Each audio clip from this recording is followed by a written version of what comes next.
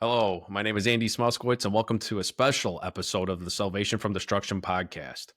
In honor of the September 11th attacks, I would like to welcome back former Chicago FBI Evidence Response Team leader Doug Seccombe. Doug was previously featured on episode 10 of the podcast, and today I'm having Doug back on the show to highlight his role in the investigation of United Airlines Flight 93 that crashed in a field in Shanksville, Pennsylvania on September 11th, 2001. So thanks for coming back on the show, Doug. Glad to do it. We all remember where we were on September 11th, 2001. And I remember like it was yesterday. So if you could please just walk us through where you were and what you were doing when you first heard about the incident. If everyone remembers, everything is based on Eastern time. You know, although we all lived in Chicago when this was going on, but from the perspective of the 9/11 memorial, the official investigation, everything is based on Eastern Standard Time. So at 8:42 a.m., again, Eastern Time, United Flight 93 left Newark International Airport bound for San Francisco. And you had 33 passengers, 7 crew members, and 4 Islamic terrorists who are ultimately going to be the hijackers. So at 8:46 a.m., 4 minutes later, American Airlines Flight 11 flew into the North Tower at the World Trade Center. Obviously, everybody was killed on that flight. It left from Boston and was heading west, and it turned around. They actually didn't really turn around. It just kind of went south from Boston to New York, and it was only in the air for 45 minutes. Wow. So at that point, I'm driving into work. I live western suburbs of Chicago. I'm driving into the city. Back then, the FBI office was at 219 South Dearborn in the Federal Building. But my squad, I was on a white-collar squad, I was at 200 West Adams. We were in a private office building. So I think I was basically passing Ashland and Paulina and Racine. I'm pretty close to the loop at that point. And I hear it on the car radio. So whatever show I was listening to was probably Howard Stern. And I remember Stern breaking in. You know, they're kind of going, holy cow, did you just see what happened? You know? So now I switch over to like a real news channel to kind of hear what's going on. And like everybody else, you know, they never knew the size of the plane yet. So then the next thing on the timeline is at 9:03 a.m., again, Eastern time, so 8:03 Central, American Airlines Flight 175 flew into the South World Trade Center building. So that's roughly 16 minutes after the first one. And it took off from Boston at 8:15, and it was only in the skies for 48 minutes. So on that one, I hear about it because now I'm walking from the Federal Garage, which is basically at the corner of Federal Street and Congress, and I have to kind of walk northwest to get to 200 West Adams. So, and I'm on Quincy Street, and if anyone's ever familiar with Quincy Street downtown, it is the first street south of Adams, and it looks like a big alley versus an actual street. And we would walk up and down Quincy, and it was right next to the Federal Reserve Bank downtown. Now, ever since 9/11, that's been closed off. That's their property. But back then, you could drive down that street like it was nothing. Right next to the Federal Reserve, where they're unloading armored cars or putting money on, taking money off. So I'm walking down that street. My phone goes off. This is the old flip phones back then. And it's an agent on my squad named Dan Kane, who's also on my evidence response team. He's on my team, Team 1. Dan calls me up and he goes, hey, are you hearing what's happening out there? I said, yeah, I heard a plane hit the World Trade Center. He goes, yeah, it was a jet. And so now that's news to me now. We didn't know it when I heard it the first time. And he goes, and one just hit the second tower. And all I can remember, Andy, is looking up right in front of me is the Sears Tower. I mean, literally right there. And the thought ran through my mind, you know, that could be next. Or could you imagine that getting hit by a plane? So I'm literally a half a block from the office. Go in the office. We're all in my supervisor's office watching this on TV now. Then I get a phone call. It's John Larson, who is the senior team leader of our team in Chicago. He's getting calls from the front office for the Chicago FBI office, like, get in here to the command post. Unfortunately, John's all the way out in Aurora. John was teaching a class out there that day when this all happened. So I can hear the lights and sirens in this car. He's like, you got to get over to the SAC's office and represent the team. I'm like, all right. So I'm 3 blocks from the main office. I get over there. walk into the conference room, and it's bedlam. It's almost all the supervisors in the office, a lot of agents that work counterterrorism, as well as other agents. The SAC's in there. And I remember right away, one of the first things she said was, call the Sears Tower and tell them to evacuate. That's when the case of the for reals is starting. So she gives that order. And I remember, though, as I was walking from from Wells East back towards Dearborn Street, I did start seeing a lot of people leaving their offices. I think some people were watching this and said, I'm out of here. All right. But the Sears Tower wasn't being evacuated yet. So I get up there. While I'm there, the third plane, which was American Airlines Flight 77, that crashes into the Pentagon at 9:37 a.m. Eastern time. And what I found interesting when I did this research, it was only in the air for 77 minutes. Wow. So the plane with a 77 nomenclature is in the air for 77 minutes before it crashes. I didn't know that till I started doing a little research for this podcast. So when that happened, there was an agent that I knew named Joe Dorley. He's since passed on.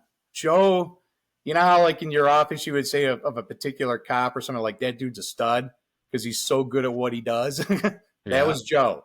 Joe was one of the best agents in the office, hands down. And I look over at him and he looks at me and he goes, holy shit, this is for real. We're under attack. And I've never seen that guy have a look of concern in his face, but he did then for about a half a second. Then his game face was back on. So Joe says that. Everyone's talking over one another because now that's 3 planes. So one of our ASACs, Assistant Special Agent in Charge, Pat Daly, he walks in and he does one. You see Pat could like put his fingers up to his mouth and whistle really loud. And he gives off a loud whistle and he just yells, everybody shut up. And everybody just, boom, it was dead silence. He goes, we got another plane that's been hijacked. It's Flight 93. It left Newark. It's on its way to San Francisco. And we know this, or United Flight 93. He goes, we know this because we're actually being dispatched into the plane on one of the airphones. So GTE, if you remember on these planes, especially in first class, you had those old airphones where you just pull it out, swipe your credit card, make a phone call. That's what happened. So the GTE operator, she's called the FBI office in Chicago. The duty agent that day is on the phone. So she's relaying between us and a guy named Todd Beamer. So Todd Beamer's on the phone with one of our agents in Chicago. Plus, this lady's first name was Linda, I remember. I forget her last name. But she did an awesome job of relaying the information. And then we also know, based on, the investigation later on, other passengers were getting through from Flight 93 to say, hey, we're being hijacked. But at that point, we're telling Todd Beamer, this isn't going to end well. Can you imagine being told that? Yeah. Man. So, I mean, and you had to say, look, again, I'm skipping ahead a little bit, but when you listen to the cockpit voice recorder that was recovered, you do hear Zihad Jarrah, who was one of the terrorist pilots. He's lying to the passengers. Like, we have a bomb on the plane. We're going to return to the airport. Everybody remain calm. He's full of BS. So they're telling Todd, this is what's really going on. Now, there's a guy in the plane whose name I can't recall right now, who was a pilot, but he flew like, these Piper Cubs, the small 2-person planes that you see. He's never flown a jet in his life, but hey, I'll take my chances. So they're thinking, if we can get in there and get control of the plane back, maybe this guy can at least, who knows, maybe they can talk him down like you see in the movies or something. So they come up with their plan. They're going to attack the cockpit. They actually took a vote. So, here you got these 4 terrorist pilots who hate America and what we stand for. One of the things that we do as a constitutional republic is vote for our representatives and what we want as citizens. And they take a vote to decide, are we going to do this or not? And that's fair to the other passengers. You got 33 plus the crew. We're up. We lost a pilot and a co-pilot. So we're down to, 5 crew.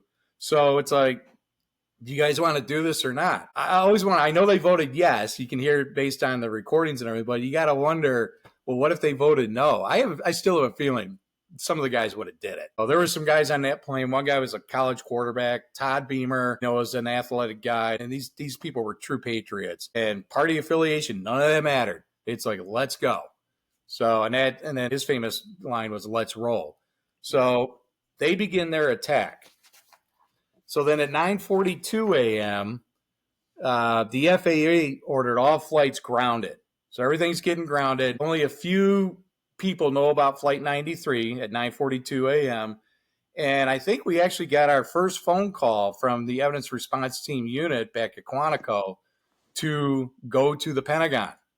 So they were kind of on that right away once those two crashed. And they're like, you guys are going to the Pentagon. A bunch of other teams are going to go to New York. Well, at 10:03 a.m. Eastern Standard Time, Flight 93 crashes. So Ziad Jarrad and this other pilot named Saeed El-Ghamdi, passengers get through the cockpit door. This is, again, listening to the cockpit voice recorder later on, plus the flight data recorder. And once they get in, they're going up and down with the joystick, trying to throw these people off. And then they start going left and right, up and down, left and right. And they're speaking in Arabic. They're speaking in English. They're getting attacked. You do hear some of the passengers yelling no, because at that point, physics took over. They were turning the yoke so hard, the plane literally flipped over. So plane flips over. Obviously, this plane's going down. The passengers know it. And you hear a bunch of screaming in the cockpit, and then it stops. We also have witnesses on the ground. So where Flight 93 crashes in Shanksville was a strip mine. And it was an old strip mine, but it wasn't completely done yet with mining. So at this location, there was a building where a bunch of employees were. I think there's like 24, 25 employees there that day. They're outside. They're doing their job. They're getting into the heavy equipment. And they're hearing this screaming noise coming over their heads. And so we got witnesses that look up and they see this plane upside down. And a lot of them thought it was going to hit them. Like where you see where the buildings were and where the plane went in, you're talking only a couple hundred yards. So they think it's coming at them.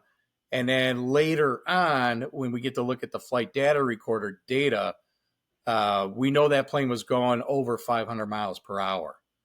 So plane comes in upside down. It hits this area of the strip mine that's been filled back in, and it's very soft dirt. So plane goes in. Pittsburgh FBI starts getting the phone calls. They know they got a plane crash almost literally in their backyard between Shanksville and Pittsburgh, probably less than 100 miles, or maybe right at about 100 miles. So their agents start responding. We're still in Chicago. We're thinking we're going to the Pentagon. Call comes in. Now that Flight 93 has crashed, you guys are going to Shanksville. So you're going to go there and help Pittsburgh, and Cleveland's coming in too. So at that point, it's three offices: Pittsburgh, Chicago, and Cleveland. So about 11 o'clock Central Time now, which would be noon Eastern. At 11 o'clock, myself, John Larson, we get my team together. We take two teams. So we're taking 16 agents out there. John makes it 17. John and I get two teams organized. The other team was run by an individual named Ron Hammond. So Ron gets his folks. I get my folks. John, we're like, all right, everybody go home. Get packed.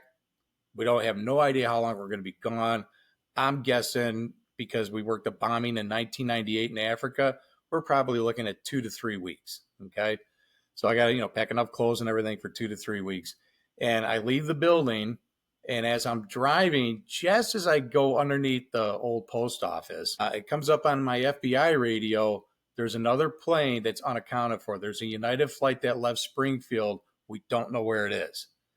And that damn Sears Tower popped right back in my head again.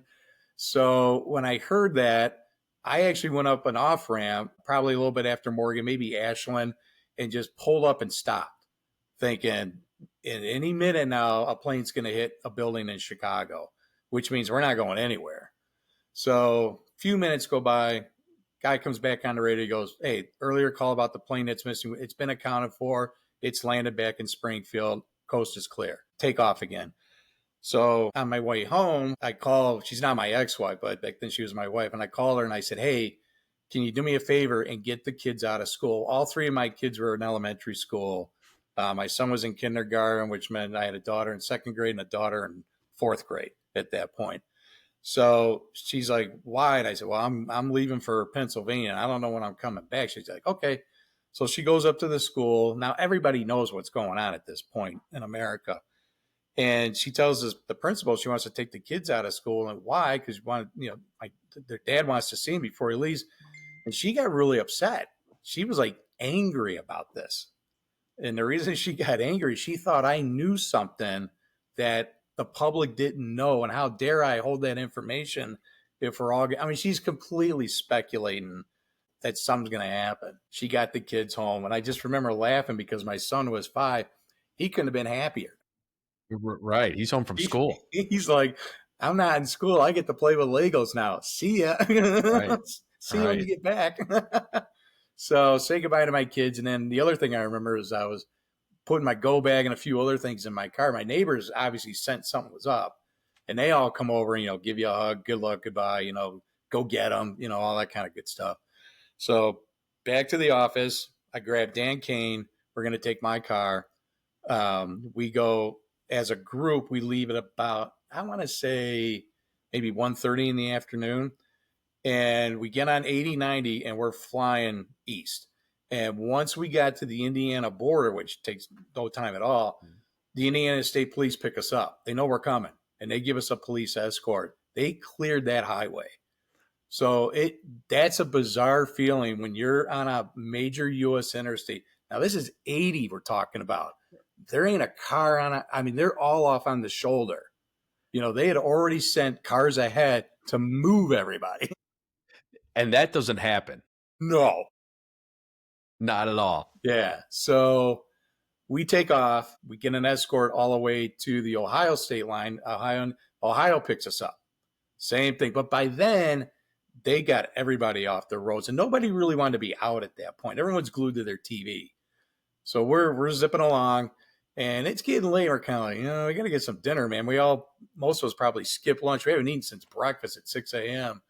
So the senior team leader for ERT in Cleveland, his name is Roy. I forget Roy's last name. He goes to a Red Robin restaurant right off of 80. Manager's closing up because nobody's coming in. Tells him what's going on. He reopens it. Gets a couple more employees to come back. They reopen. They feed us, and off we go. So then by the time we got to Youngstown, that's where you get on, I think it's 76 is the Pennsylvania Turnpike, a little outside of Youngstown. Now we're on the Turnpike. We're driving into Pennsylvania. Now it's dark. And I don't know if you've ever been on that Turnpike at night. I mean, it's no fun during the day. It's even worse at night. So we go in. We get to Somerset, Pennsylvania, because Shanksville is like 30 miles, maybe a little more than 30 miles from Somerset. But Somerset is a good spot to stage. It's got hotels, restaurants, places like that. So we get to Somerset. We had already made reservations with the hotel as we're driving there.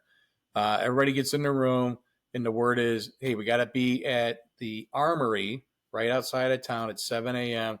So pretty much everybody's up at like 5:30, but your adrenaline's just going. Nobody wanted to sleep. Let's get this done. So everybody gets up. It's a beautiful morning.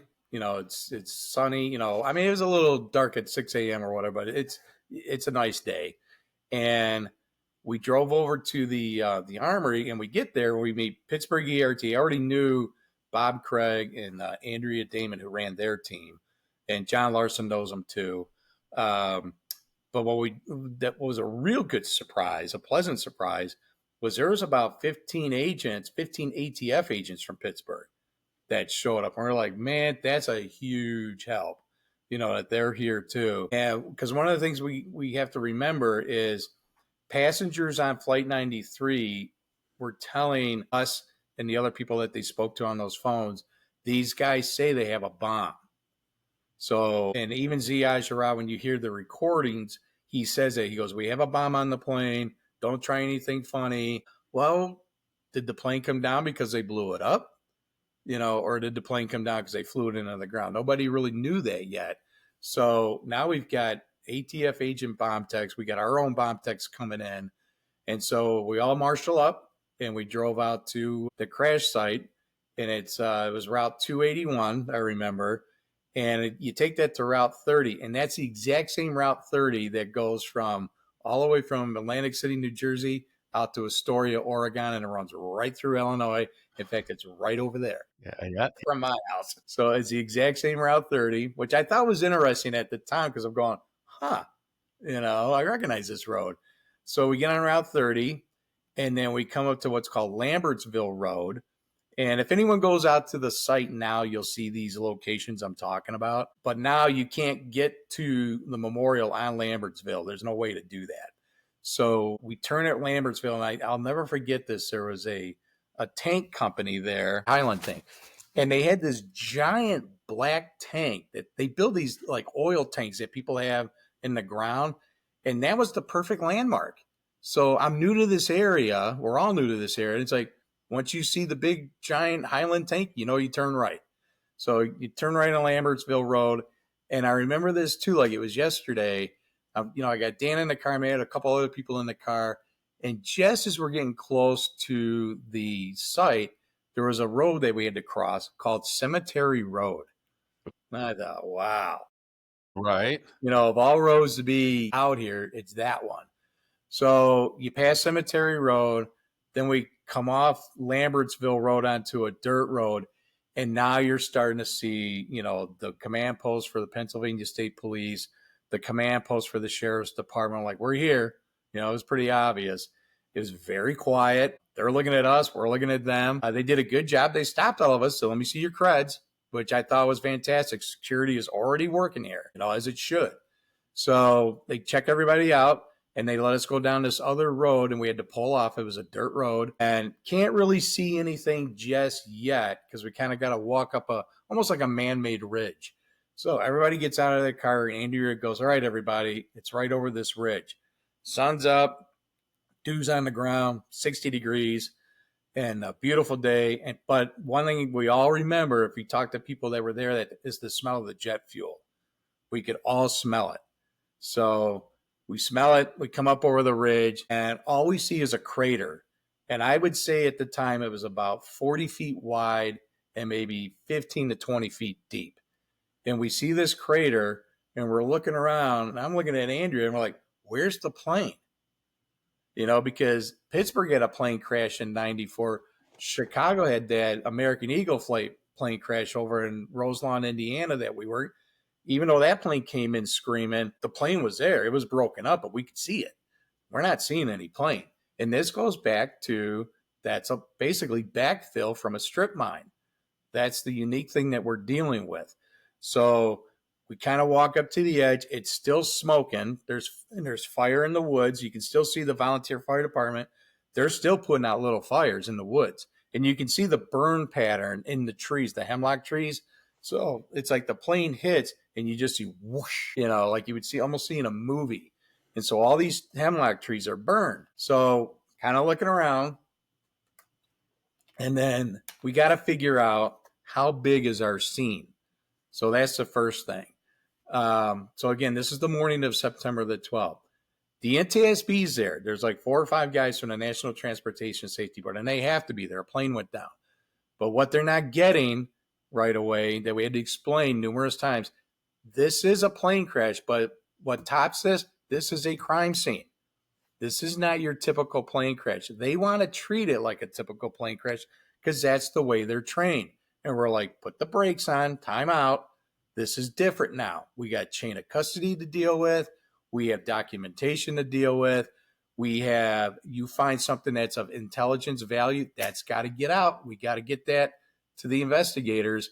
They're not thinking that way. They're like, we need to find the black box. We'll find it. No, we need to find it now. So I get where they're coming from. And because they want to know, if we get that black box, we get the flight data recorder, we get the cockpit voice recorder. We can learn a lot from that. We all know what brought down the plane, but yeah, they're right too. There's going to be key evidence in that. So they're like, we need a bunch of people to come with us right now. They think, and again, these boxes are actually orange, which is good. They're bright orange. They think they're out in the woods. Problem is they're not pinging, so that tells them they're heavily damaged. And based on the scene that we have, yeah, I bet they are. Now, this thing came in fast. So they take a group, they go into the woods because they've already figured out where parts of the tail are out in the woods. And they're thinking, if we can just look in that area, we're going to find our cockpit voice recorder and our flight data recorder. In the meantime, Bob Craig, Andrea Damon, John Larson, myself, people from the ATF, the United Airlines people, and the Pennsylvania State Police, we're coming up with a plan how we're going to do this. So what's interesting is that morning, citizens who live in the area are bringing stuff from the plane to the crash site. They're like, hey, these papers, like, I think some of it was like, they have the notebooks up in the cockpit. They're like, they're at my house in my front yard. Well, where do you live? 1.5 miles away. There was a place called Indian Lake that was about a mile and a half away. And this stuff is showing up at their houses. And some of the people were bringing back, the cloth that was on like a plane seat. That stuff blew all the way over there.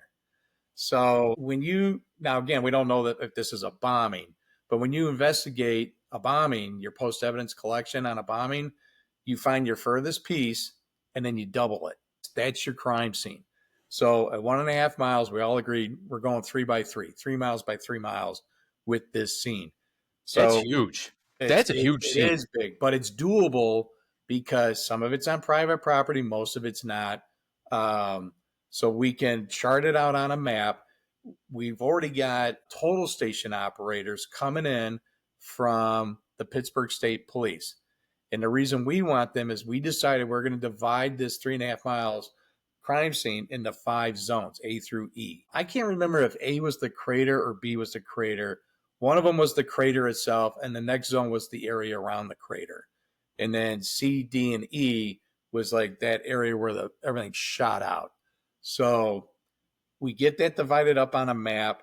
We then tell the total station operators on the 12th, they started this, we need you to shoot 50 yard by 50 yard grids inside each zone. And so they start doing that because now what we're going to do is as the teams come in from other offices, they're going to get a zone and they're going to go grid by grid, literally on their hands and knees and however they're going to get it done. So we set this up on the 12th. We get it all gridded out. And we actually, before the sun went down, we were actually to get some collection done. We were actually finding stuff the very first day. And I remember one of the first things we found, and I can talk about this because it's been on Wikipedia and everything else, was Saeed al-Ghamdi, one of the terrorist pilots. We found his passport, his Saudi passport. It was actually kind of near the crater. It was in perfect condition. Like that's insane. Nothing happened to it. It was bizarre.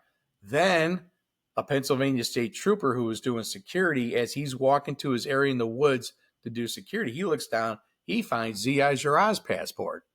And it's kind of burned, but it's got his passport number on it. I'm going to get into that a little bit later, why this is important. So he says, I think you guys want this. We're like, absolutely. Right. It's almost like, again, and we've talked about this on previous podcasts, Doug, it seems like sometimes God just kind of has his hand in the investigation, kind of like just giving you a little alley-oop, a little hand in the investigation. And to find his passport fully intact, yeah, and then the other passport burned just a little bit, and here you go. Yeah, that's just astounding. And then when you say like the hand of God, one of the very first things we found, I think we found it says we're walking up to the crater, there was a little New Testament on the ground that wasn't burned, or it was soaked in jet fuel, but it wasn't burned, and nobody wanted to pick that up for obvious reasons. We're like, you know what? Leave it there. And then somebody actually built a little cover for it. And skipping way ahead, 2.5 weeks later, that was the last thing I'm pretty sure we picked up. Wow. Because it just symbolized so much for everybody, to see this little New Testament sitting on the ground like that. So that was one of the very last things that we collected before we all left. So we get our grids shot in. We're ready to go. NTSB comes back, couldn't find the flight data recorder or the cockpit voice recorder. All right, we're back out the next day. So now we've established that we're going to work 12 hours on, 12 hours off. Back then, we could work 7 a.m. to 7 p.m., but you kind of had to come off the crime scene, the site, at about 6:30-ish, because you got to decon and get cleaned up, and by then the sun's coming down. But we had lighting out there, but we didn't have lighting in the woods. So you've been out in the woods at night sometimes on cases or hunting. It gets dark. Right. So, you got to kind of come out a little earlier. So now we're back out on the 13th. By now, Cleveland's there, Louisville is there, Cincinnati's there, Detroit's there, and Knoxville's there. So we've got all our teams. All the East Coast teams for the FBI Evidence Response Team program, they're in New York and they're at the Pentagon. So that's why you see Chicago, Detroit, Cleveland, I wouldn't call them West teams, Midwest teams go to Pennsylvania along with Pittsburgh. Even Philadelphia went to New York. They didn't come to Pittsburgh. So they're closer. So then we get everybody organized, get them out there, and we're starting to go. And now the NTSB goes, we want to look in the crater for the CVR and the FDR. We're like, okay. So we're starting to work on the crater, and everything that came out of the crater got sifted. So we had some really nice professional sifting machines come in that would have like maybe a 2-inch screen, take it down to a 1-inch screen, take it down to a 1/2-inch screen. You would just pull the screens out, look, nothing there. It would automatically dump everything. So nice equipment that was brought in. We start digging, and next thing you know, we find the flight data recorder and the cockpit voice recorder in the crater on the 13th. So they're heavily damaged. Normally, you would take these back to the NTSB lab in Washington, D.C., but since these were so heavily damaged, they have to go to the manufacturer in Seattle. So an FBI agent from Pittsburgh and an NTSB engineer get on a flight with this stuff, and they're off to Seattle. Probably one of the only planes in the air because they're flying out on the 13th. Wow. So they get out to Seattle. They're doing their thing. We keep doing our thing. The way we set it up for the people in charge is that the team leaders and the bosses, and we had an SAC out there, but he turned it over to his ASAC, a guy named Roland Corvington, to run the day-to-day operations, because the SAC's got to run this case out of the division. It's in his backyard. So he's back at the office. Roland's running the show out at the scene. We had a meeting every morning, and we had a meeting every night. This is what we got accomplished. This is what we need to do today. Just boom, boom, boom. Relay those instructions to all the people there. Get out there and let's go. So I think I can't remember correctly, but either the evening of the 13th or the evening of the 14th, and it may have been the morning of the 14th, now that I think about it, somebody said, what about the morgue, that we're having established? And I remember Roland looking at me, goes, can you take care of that? And I'm like, well, where is the morgue? Yeah. They're like, the morgue's going to be at the Armory. I'm like, oh, okay. So I go to I think it was actually the morning of the 14th. I go back to the morgue and I walk in there. It's a lot of activity going on. And it's in what's called the drill hall of a National Guard Armory. It's like the big room where they have ceremonies. Back when we were fighting in Iraq and Afghanistan, you would see a lot of National Guardsmen and their families in the drill room to say goodbye before they left. So it's just a big hall. That is being turned into a morgue, and it's run by an agency called the Disaster Mortuary Operational Response Team, or DMORD. So the United States is divided up, I think, into 9 regions. What's interesting is Region 3 has the Pentagon, New York, and Shanksville. All 3 accidents occur in Region 3's territory, but those regions can pull from other regions, obviously, for something like that. But DMORD back then was managed by FEMA, the Federal Emergency Management Agency. It's since 9/11, it's now under the auspices of HHS, Health and Human Services. DMORD is basically people who deal with human remains. So you've got your pathologists, you get your anthropologists, you have dentists who can make identifications using dental records. The FBI is part of it because we do the fingerprinting of ridged skin to help identify you. And then the other big portion of that group, which I learned back then, are funeral directors. So there's thousands of funeral directors in our country who volunteer their time to participate with DMORD, and it makes perfect sense. Who in this country deals with death on a day-to-day basis? They do. So what happens is they come in and they're the ones who start talking to the families. Once they get that manifest and they know who's on that plane, they know the families are coming. Well, do you want me or you being the first person they talk to? Right. No, so get a professional in the room, which obviously is a funeral director or someone who works for a funeral. Wonderful people. I got to know a lot of them when that was going on. And I just had no idea that this is something they would get involved in, but thank goodness they are. So they're there. They have their own data entry people there. They have their own system giving the remains an identifier.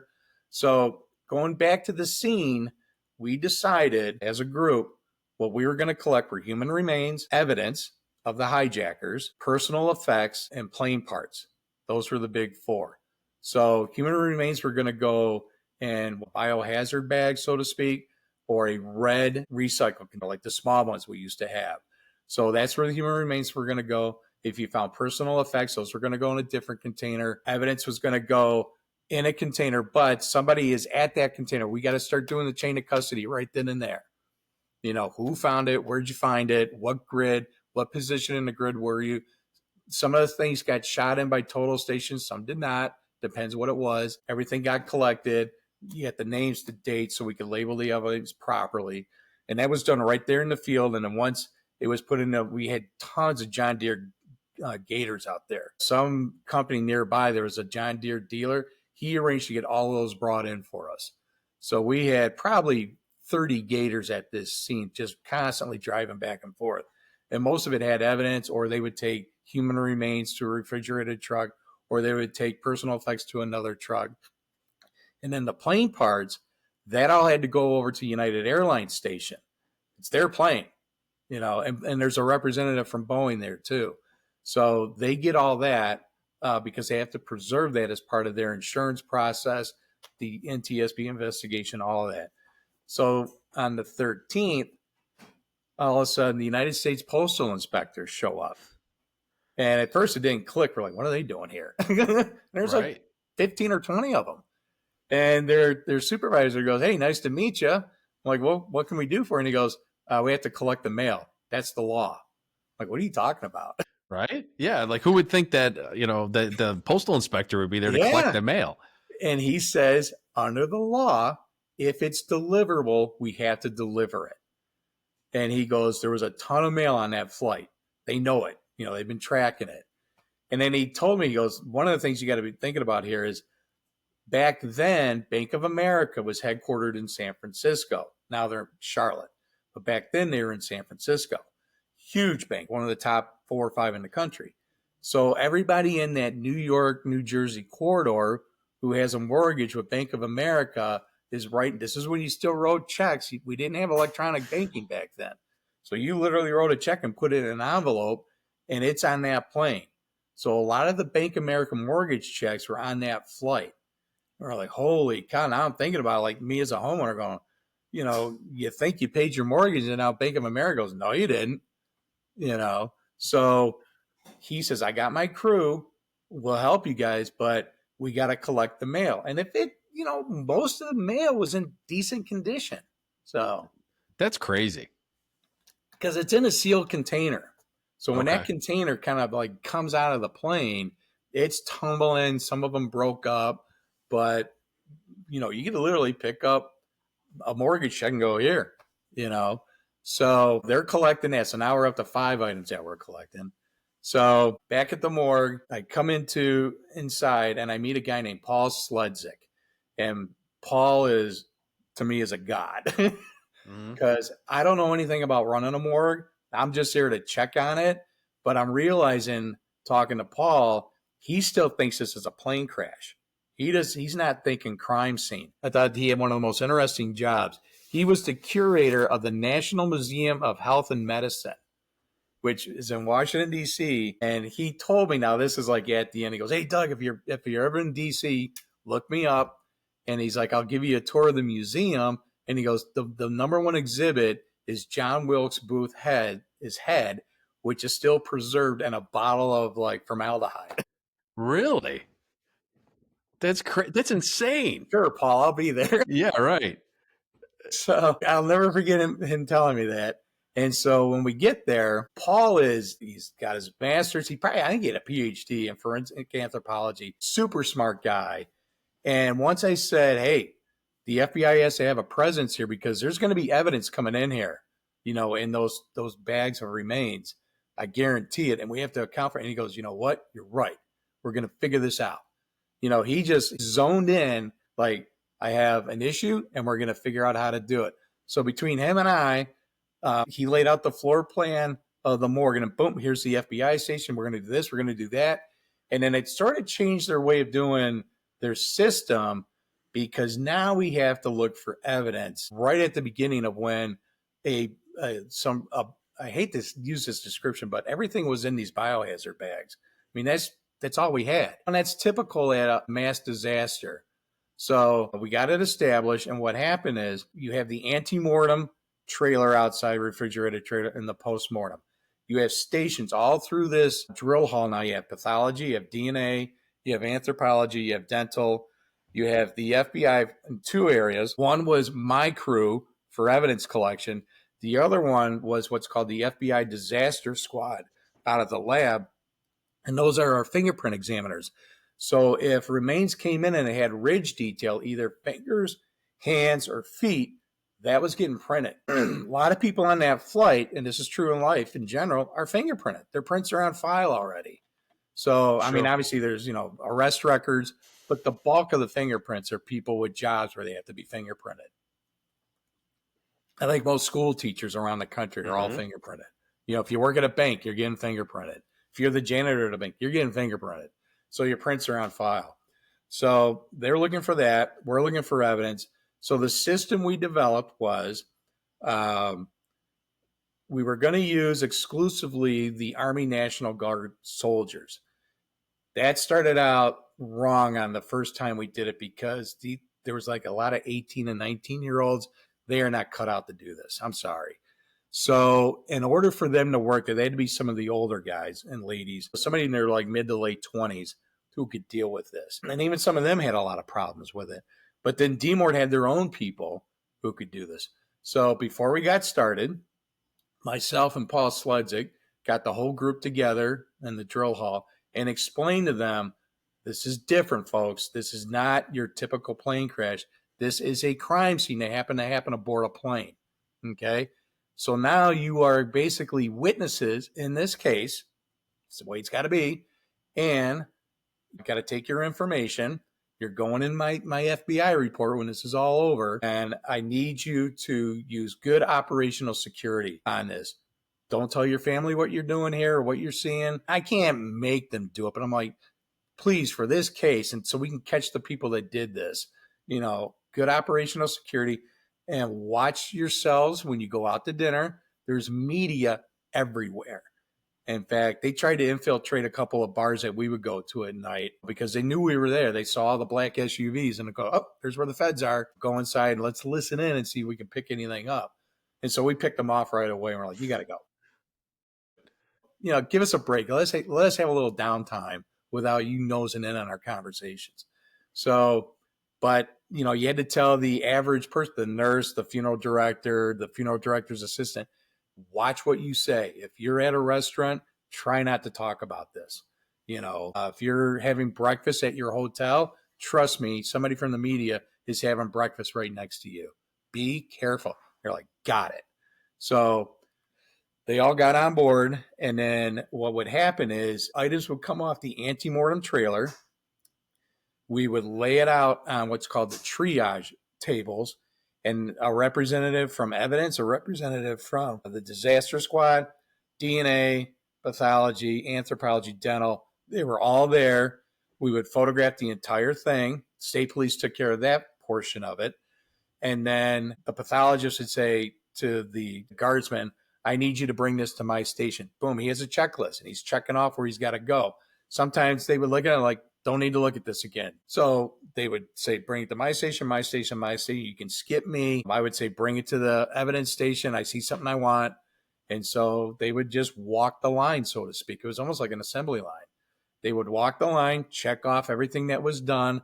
And then by the time they got to the end, everything was loaded into a database. And then those remains were put on the postmortem trailer for later on. So this went on every day. I remember early on, I want to say maybe the second day I was there, because at this point now, I was told I'm in charge of the morgue. So I go back for the evening meeting and I tell the guys what and Roland's like, "You're the man, run it." I'm like, okay, got it. So, I told him all about Paul Sludzik and what a great guy he is. And, and I'm letting Paul do his thing. And I'm just a part of the wheel, part of the cog in there. So we got a great system going. I think the next day I remember somebody at triage yells my name and I go over there. And that's when we get, not Ziad, we get Saeed Al-Ghamdi's checkbook. So he's got a checkbook and it's with, and this is, I can talk about this because it's been out there in photographs. It's with SunTrust Bank in Delray Beach, Florida. So looking back on it before 9/11, before the day of, I think 14 or 15 of the 19 hijackers are down in Florida. They live just outside of Delray Beach, is just north of Miami. I think it's just north of Fort Lauderdale too. So they all live in that area before they commit the attack. And so they've got bank accounts. So I've got Saeed Al-Ghamdi's checkbook, and I'm like, there's the routing number, there's the account number, yeehaw, So get in my car, fly back up to the main command post, and here you go. And again, this is on top of, the passports. We get that. In other publications, they talk about the notes that the hijackers had. So I don't want to get into the details of that, but there were notes that were found. And this is what I want to convey to everybody. When this all happened on September 11th, you remember the term ground zero. New York is ground zero. New York is ground zero. I get that. But in terms of the FBI and the other three-letter agencies out there, CIA, NSA, all that, ground zero is Shanksville, Pennsylvania. And the reason is the Pentagon's still on fire. New York is still collapsing in certain areas and on fire. They cannot get into those scenes to pull out the evidence, to pull out the intel, at least for a few days, if not maybe a week or so. But on September 12th, we're finding stuff. So all eyes, in the let's go get these bastards, people working that side of the case, they're focused on Shanksville. So we're driving this investigation. And I don't think a lot of people in the country understand that, because when this all happened, if you turned on the TV and there was 20 minutes of 9/11, it was like 15 minutes or maybe 14 minutes of New York, 5 minutes of the Pentagon, and 30 seconds of Shanksville. Yeah, I remember that. And that's just reality. That's what it was like. Because in Shanksville, we didn't have buildings collapsing. We had a hole in the ground. But what the public doesn't understand is we're the ones driving this investigation to figure out who these bastards are. So it was, and that was not lost on us. I mean, we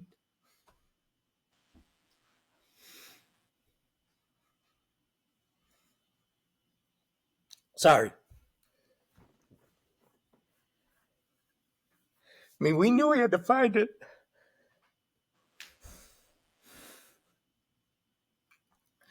And it was a ton of pressure, but we dealt with it, because we were like, guys, we are the tip of the spear. Actually, I take that back. The tip of the spear was the 40 heroes.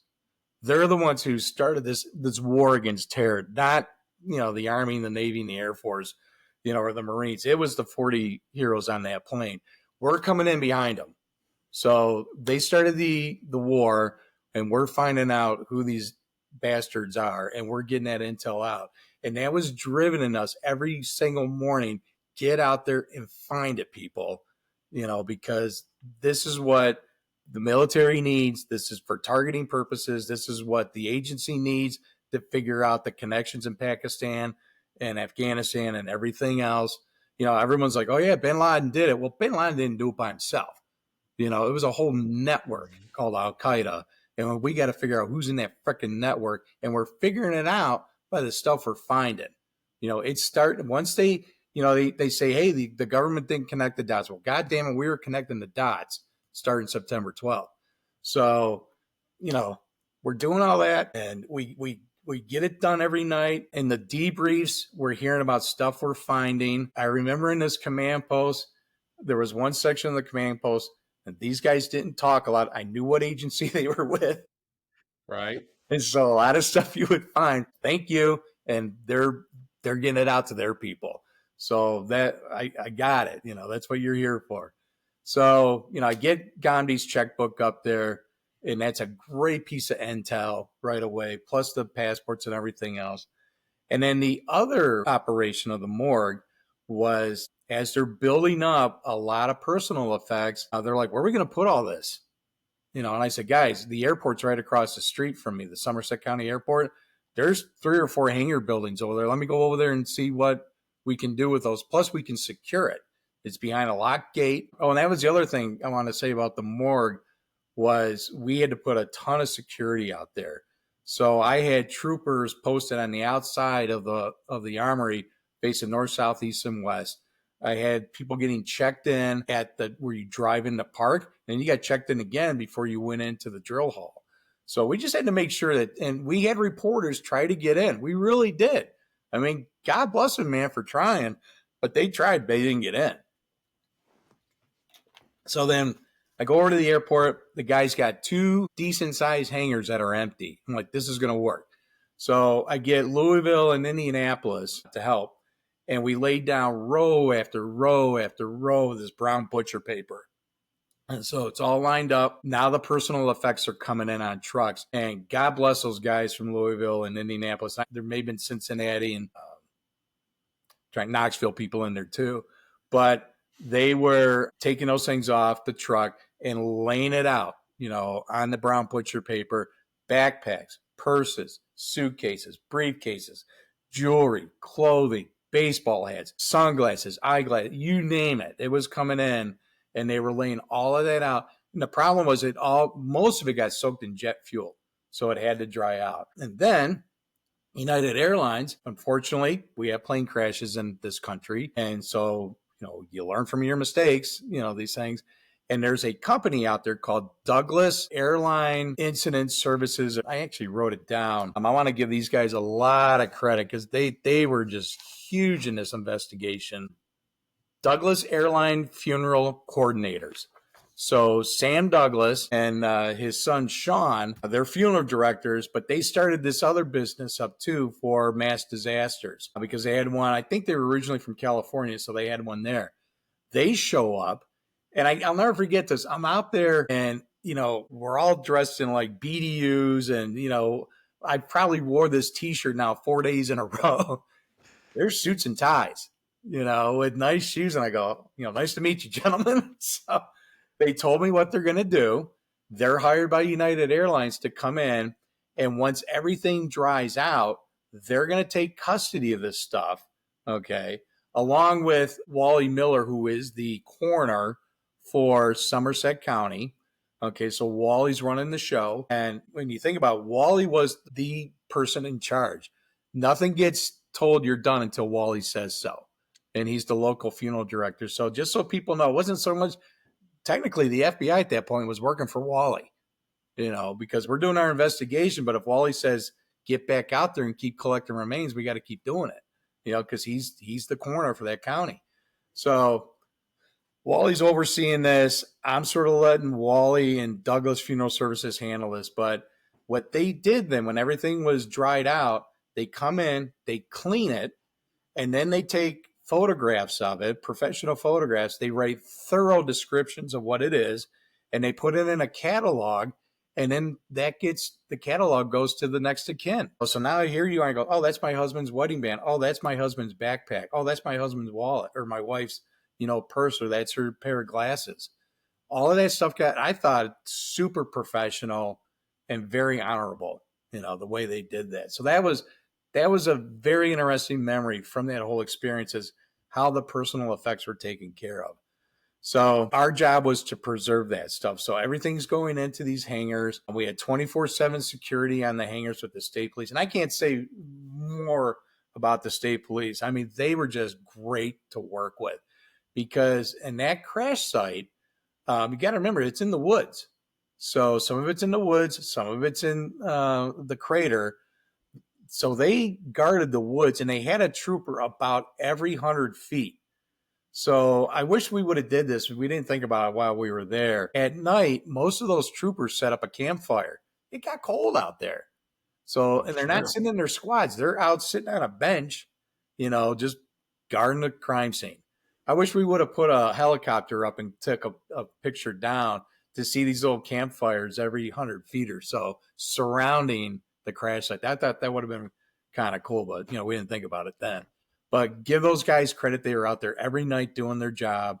They were looking out for us. We get everything taken care of at the morgue. Just to give you an idea, like I said earlier, at the crash site, they are out there every day, literally on their hands and knees in many cases.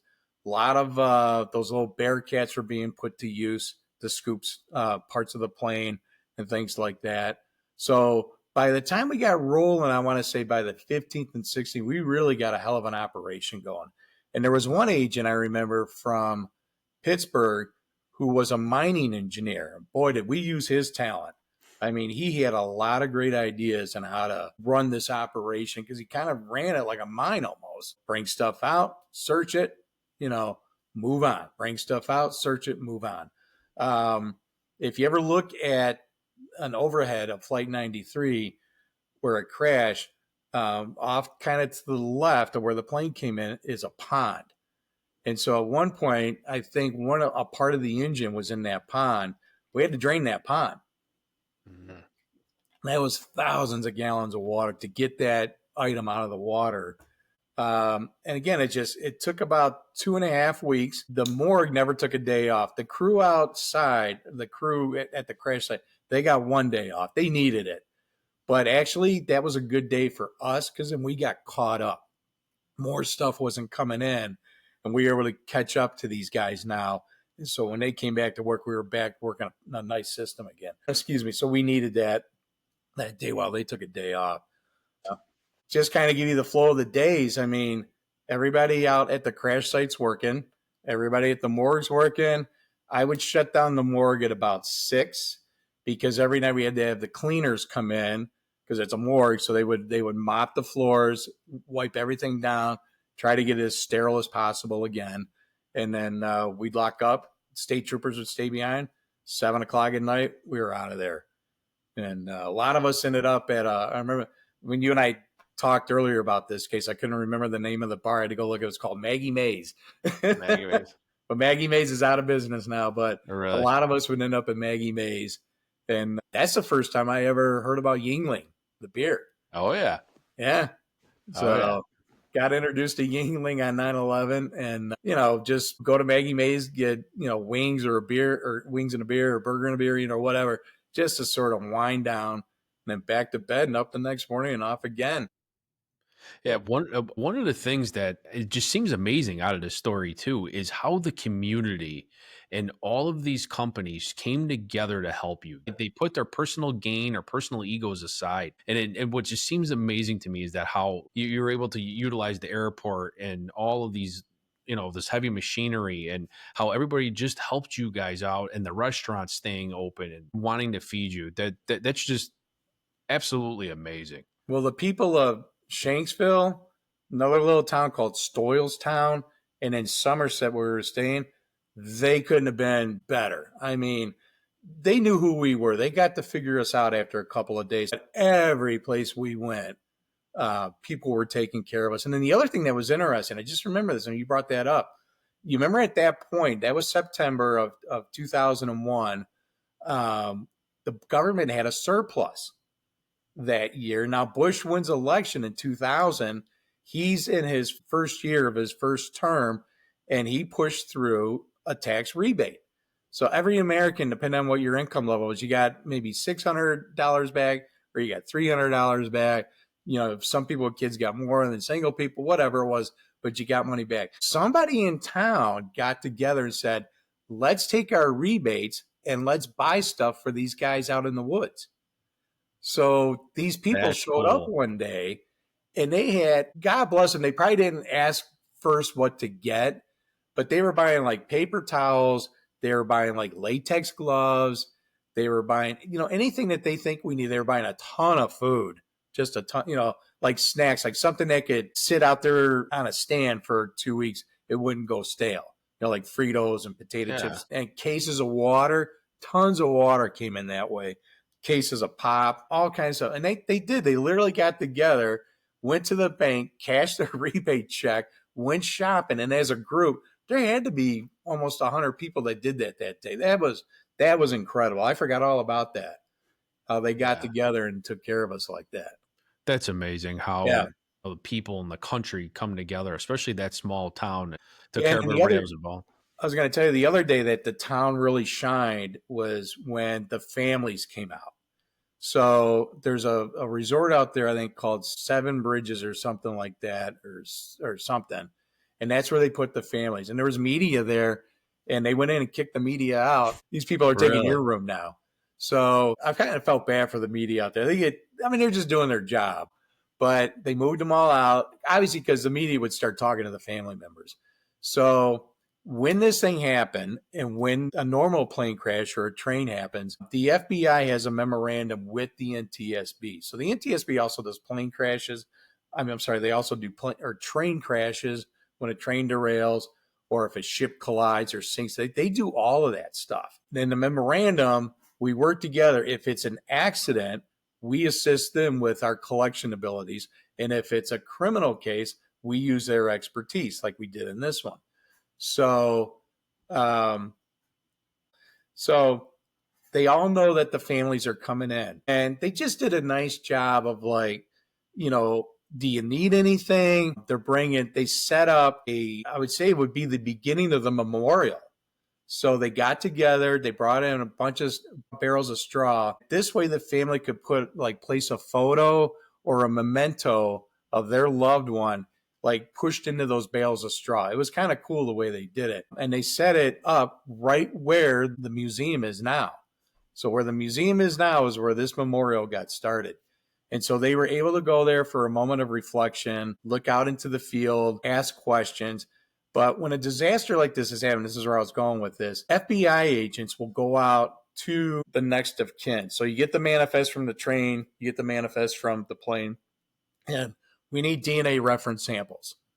So we'll go to these places. Now, a lot of times we'll just ask the parents for a swab. Get a swab from the mother and father if they're still alive. It's better than to get it from a brother and sister. Or we'll go to the victim's residence and look for toothbrushes. We'll even look for something like, glasses like this. Oh, look at that nice fingerprint. Probably the victim's fingerprint. So we'll be looking for stuff like that. And we told the families. Now, most of these families had to fly in. So they're literally coming from California.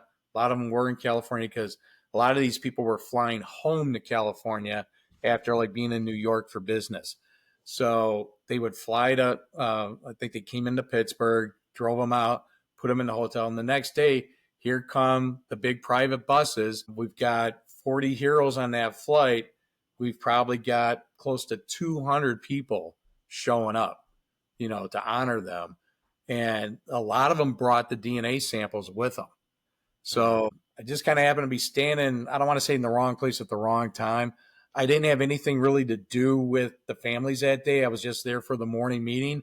And now they're coming off the buses and they've got these DNA samples in like grocery bags. Like, well, who do I give this to? Nobody thought about that, So I remember one of the agents from Pittsburgh, we called him the mayor because he was kind of running that facility along with Roland. And he just taps me on the shoulder, goes, "Can you help me collect this?" I'm like, "Well, yeah, we got to." So he and I and we grabbed another agent. We just kind of stood there and took everybody's DNA sample. Boy, if that doesn't, kick in the gut, right? I don't know what will. So we get all those, and now we got to get them off to the FBI lab as well as the arm, because some of the DNA was divided up between the FBI lab and most of it went to the Armed Forces Institute of Pathology's DNA lab. Because you got to remember too, the FBI is still solving crime in America. We can't get bogged down with a lot of other extra stuff. So AFIP's like, we got this, we can do this for you. So most of it went with them. Thank God for them. That was an interesting day. Yeah. Thank God for them. Yeah. So, I mean, how long were you actually out on the scene? You said 2 weeks? I would say 2 weeks and 2 days on the scene, because I think I was there for 2 weeks plus 3 days. And then the morgue was the last thing to close. So Wally Miller, the coroner, we had meetings with him towards the end, and we're like, Wally, we think we got it all. He actually walked the scene every day for the most part. He found stuff. I mean, just to give you an idea of the damage done, the biggest piece of the plane that we found, the biggest, was part of the fuselage, and it was like 2 windows. So, you know what a plane window looks like? 1, 2, the metal around it, that's it. That was the largest piece we found. That just gives you an idea about everything else on that plane. So, about how it got destroyed. We kept track of everything, and he knew it, we knew it. Could we go out there again and find some more stuff? Probably. But we did our grids, we did our zones, we went beyond that, I think, a little bit too. With, we had 150 FBI agents out there searching. 150. That was a lot. I think the final number was 159. So, we're at the point where we think we got it all, or as much as we can get. And like, Wally, are you good with this? And he's like, yeah, we're done. I'm like, all right, we can go now. So once Wally said that, Wally then takes custody, because he's the county coroner, of all the human remains we collected. So he's in charge of that, and he's working with AFIP as well as the FBI, who's doing the ridge detail. Now we got to get these people identified. So that's going to take months, to do this. So we got our DNA reference samples. We got our knowns to compare it to, our known human remains. We got dental. We've got, and even things, and, this has been on some of these crime scene shows. If someone had a hip replacement, it's made out of metal. It's got a serial number. It's got a manufacturer. Call them up. Who did this belong to? Oh, they're on the flight manifest. So that's a way to identify they were there. There was one individual that we were not finding anything on him, and I forget his name, till like the very end. And we were starting to wonder, did he actually get on the plane? And maybe he just hasn't come forward yet to say, yeah, I never got on the plane. Then we started finding his stuff. So we're like, wow, okay. Yeah. So I think we got one of his we got a fingerprint on him, because when our guys come to these disaster sites, they're rolling your fingerprints, what's left of your fingers, like a 10 print, like you and I did, in law enforcement. And then they're taking that, they're getting their known set of prints on this person, and they're doing their side-by-side comparisons. They're like, we got him. He's been ID'd. And that guy was literally like the last day that we were there, that somebody from the fingerprint unit came and go, we found him. So we're like, oh, good. Yeah. We literally, I think I heard later on, we had agents looking for him, because he's on the manifest, but we don't find him. But then later on, we found more DNA and everything to identify him. So when it was all said and over, Paul Sledzik calls me up. He goes, I got the DNA report. You want him? I'm like, absolutely. And all the bosses got it. But every single passenger got identified with DNA. Not every passenger got identified with dental, and a lot of the passengers got identified with fingerprints. But every single one was identified with DNA. Then you got to remember, we had 4 terrorists on that flight. So their stuff was identified also. How they got the reference samples and everything else. But by then, a lot of governments are working together. The Saudis are definitely working with us, because they look bad, because 19 hijackers come from Saudi Arabia. Ziad Jarrah was the only one. He was from Lebanon, but I think he flew on a Saudi passport. So we get those guys identified. Now, skip ahead. We're going 10 years later. It's the 10-year anniversary. And this is an interesting story. So we all get invited back, the National Park Service, and in the video up here, this is the invitation that I got. And so absolutely, I'm going to come back for the 10-year. And I took my dad with me. So we get there, and we get a hotel. We go out to the thing. Tons of people are there. We know President Obama's coming in, VP Biden's coming in, and then George Bush is coming in. I don't think Dick Cheney came to this. The governor at the time this happened, he was there. A lot of dignitaries. And then I forget the singer. She did a really good song. It was one of her hits. I forget her name, but she's the one that every time you see these commercials about abandoned dogs and abandoned pets, Sarah McLaughlin, my wife. Yeah, there you go. There you go. She was there. So at that point now, everything's built. I don't think the museum was ready yet, but the wall is up with the names, with the marble. You've been there too. That big gate is in place and nobody can go through that gate except for family. The walking path that shows you where the plane came down is there. And an interesting story there is, I think this whole ceremony was on Saturday. They let us agents come in there on Friday for kind of like a little VIP tour. And the park ranger is showing us, and he goes, and that boulder out there was placed there as a memorial to the passengers. So when you're standing here, you have a perspective of where the plane went down. And as he's telling us, we're all standing there going, it's in the wrong spot. Really? And he looked at us, he goes, how did you know that? And we're like, it's to the right of where the plane went in. It just, we're locked in. 10 years later, we know where the plane went down.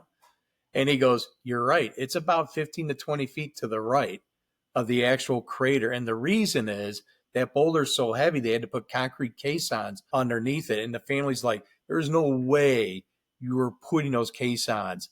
Because they know, it's true, there's still stuff. Did we get it all? No. There's still things in that crater. I'm sure there is.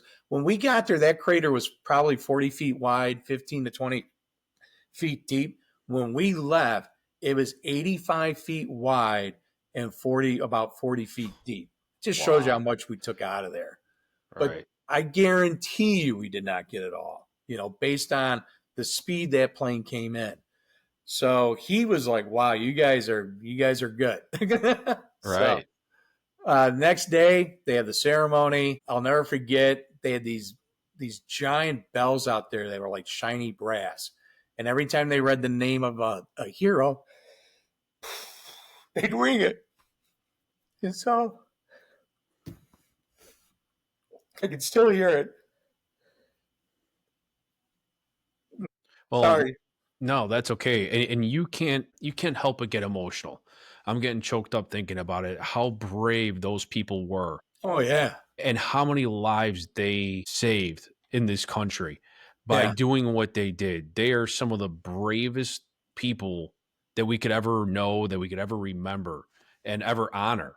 And they took it to them in their last ditch effort to try to save the plane and save the people on the ground. They did such an amazing job. And I just want to say God bless them and for what they did. And may we never forget what they did. They came from all walks of life. They were, Republicans, Democrats, men, women, everybody was on that plane and just said, we're not going to let you do this. Right. You are not getting away with this. And I still think, man, what if they would have pulled it off and that pilot would have got in there and that would have been something. But, these two assholes, excuse my language, in the cockpit, they were just like, no way, you're going down. So, and they yelled, you can hear the Allah Akbars and the cockpit voice recorder. Every time I hear that, my blood just boils. Right. So we're there, ceremony's over, and Wally Miller's there, the coroner, and he goes, hey, I want you guys to help me out on something. He goes, we're going to go and bury the unidentified remains. I didn't know anything about this till the day of. And we're like, what are you talking about, Wally? He goes, I have 4 caskets, and in those caskets are the remains that we could not identify with DNA, fingerprints, dental, or anything. And he goes, and we thought it'd be appropriate to bury them back in the crater. I'm like, wow, that's interesting. So he asked the agents, would you be the pallbearers? The day of, we're like, absolutely, we'll do this. So you know where that gate is. They open the gate. All of us grab onto a casket, and we walk it out there. And I just remember it rained, I think, the day before, and that grass was like, 18 inches high, and it's wet. So no one cared. Right. We're trudging through there. We get it out there. They had a nice canopy tent set up. And so we set the caskets down. Wally spoke. They had a little bit of religious ceremony. Some of the family members spoke. And then I think they had a cemetery crew that was there. They're the professionals. And then they came over and they put the caskets down one by one into the crater. They dug some of the crater out, put them in there, covered it up. And I thought, man, that was really a neat thing to go through. That was closure at that point.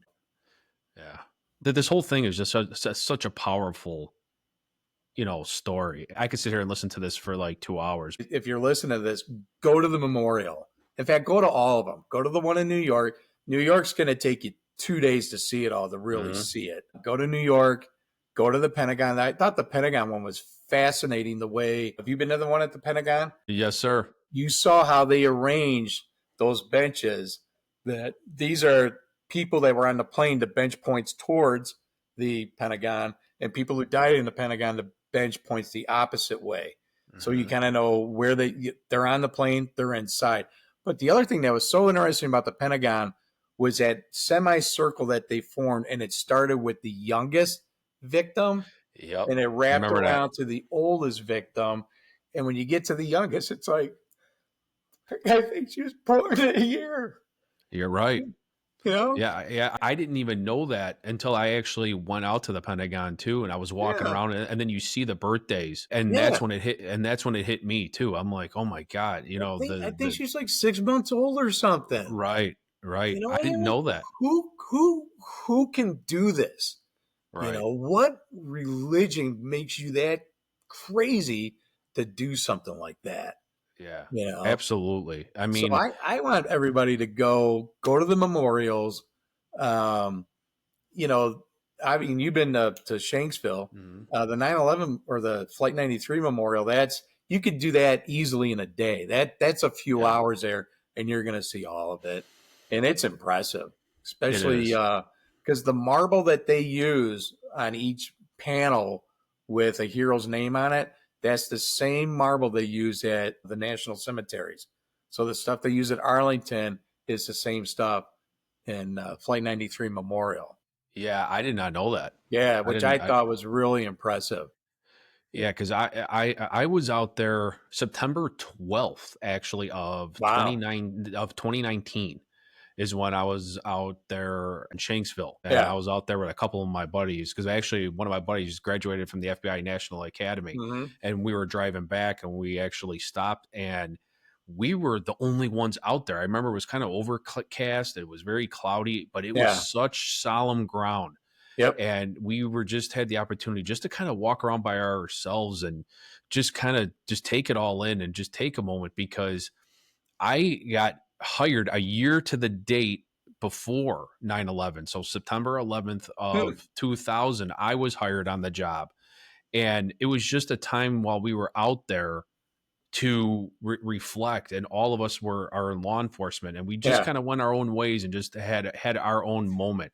And then same thing, like the day before, I want to say it was maybe the 10th, is when we went to the Pentagon, and we were able to actually kind of walk around there. And again, and that's when it hit us to see that a child, like you said, about a year old, not even what was killed.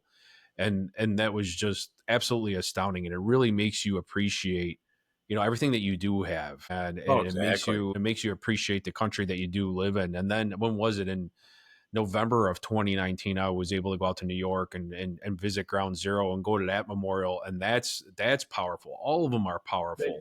Yeah. You can't walk out of there with a dry eye. You just can't. Nope.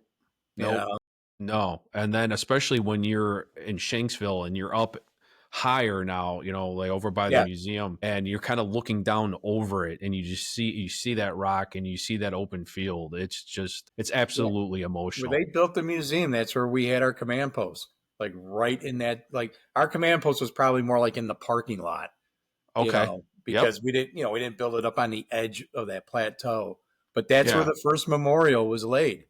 Was right there. Well, thanks for putting that in perspective too. That was it was a unique experience. I don't ever want to do it again. I hope we don't. No. But like I said, and in wrapping this up, I just wanted to say thank you for your service. Thank you for doing everything that you did out there. Everyone that was on your team, everybody that you mentioned in this episode, everybody from the state troopers to the National Guard, all the people, DMOR, everybody that was involved. I just want to say thank you for your service. God bless every single one of you. and for doing what you did. And most importantly, like I said, I never want to forget those heroes on that flight and No. everybody who passed away on September 11th, 2001. That's what this episode is about, to remember the people, of course, on flight 93, and also just everybody who perished on that day. You will never be forgotten. I know I won't ever forget. I know you won't ever forget. My family won't ever forget. And just again, thank you for your service, Doug, and thanks to everybody who did what they did out there Yeah, that day. we got called on and we did it. And I'm just glad that we found the intel that we needed to go get these guys. Which we did. And Absolutely. the ringleader, Khalid Sheikh Mohammed, guy's still down in Gitmo. And that's another interesting part to this whole story, is that there's been no trial yet. Mm. And I've been told I'm on the witness list. I'm like, clock's ticking, people. Right. I mean, John Larson, he's 10 years older than me. Right. So Bob Craig's passed away. A guy that was with me at the morgue, Dennis Wagner, he passed away this year from cancer. So I'm sure Dennis was probably on that list too, because there's stuff that he found. And I don't know, they're going to call us, but I feel bad for the families that these guys are still sitting down there. Of course. In Gitmo, and we haven't done anything with them yet. Right. Yeah. Well, hopefully they'll never see the light of day again.